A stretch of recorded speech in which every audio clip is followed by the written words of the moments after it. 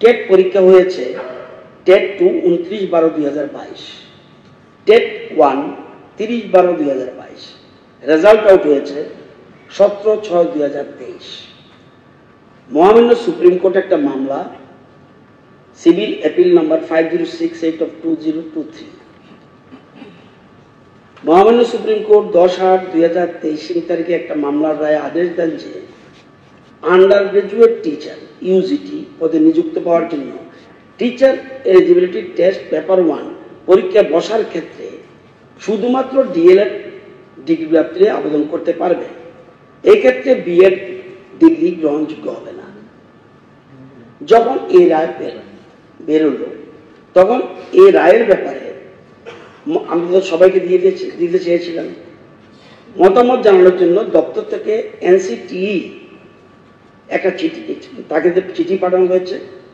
সেই মোতাবেক এনসিটি 20/11/2023 তারিখে মহামান্য সুপ্রিম কোর্টের আদেশকে মান্যতা দেওয়ার জন্য বলে।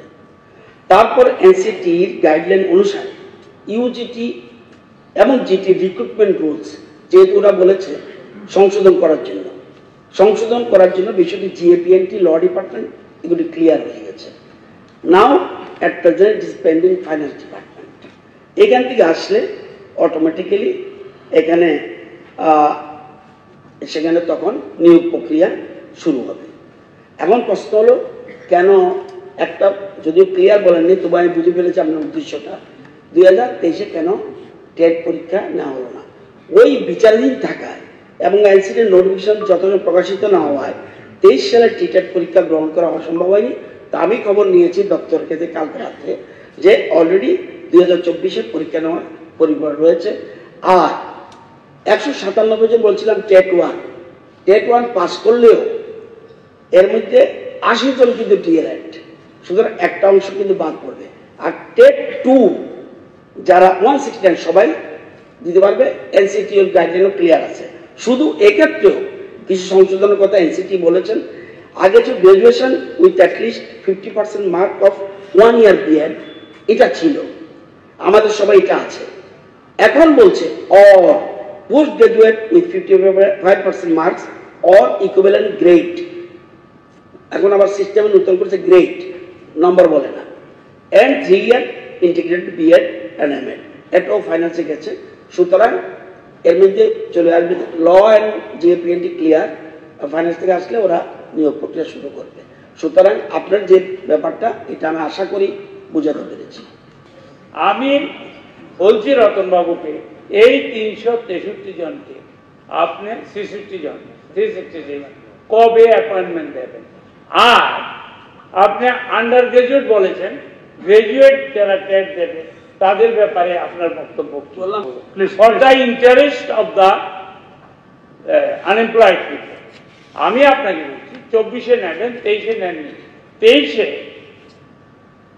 আন্ডার গ্রাজুয়েটদের ব্যাপারে হাইকোর্ট বলে, সুপ্রিম কোর্ট বলেছে, গ্রাজুয়েটদের ব্যাপারেও বলেছে। আপনি বলেছে কিনা? আপনি যে স্টেটমেন্ট দিয়েছেন, একজন মন্ত্রী বলেছেন ডিপার্টমেন্টে পাঠাবে। এখানে আমি আপনাকে বলছি রতনবাবু, বেকারদের স্বার্থে টেট পরীক্ষা যারা পাশ করেছে কবে চাকরি দেবে, আর গ্রাজুয়েট আন্ডার গ্রাজুয়েট এদের নেওয়া হবে কিনা, এবং যদি সম্ভব হয় আপনার কাছে থাকে তাইলে এখন কত পোস্ট খালি আছে এলিমেন্টারি এবং সেকেন্ডারি এডুকেশন। আপনি তো মোটামুটি এডুকেশনের সিস্টেম করে এসেছেন। আপনি যেটা জানতে চেয়েছেন মাননীয় সদস্য গোপাল বাবু, যে ডিপার্টমেন্ট তারা রেডি আছে, ব্যাকএন্ড পোস্ট যেহেতু আমার কাছে প্রশ্ন, তবুও আপনি চেয়েছেন, আপনার দায়বদ্ধতা আছে।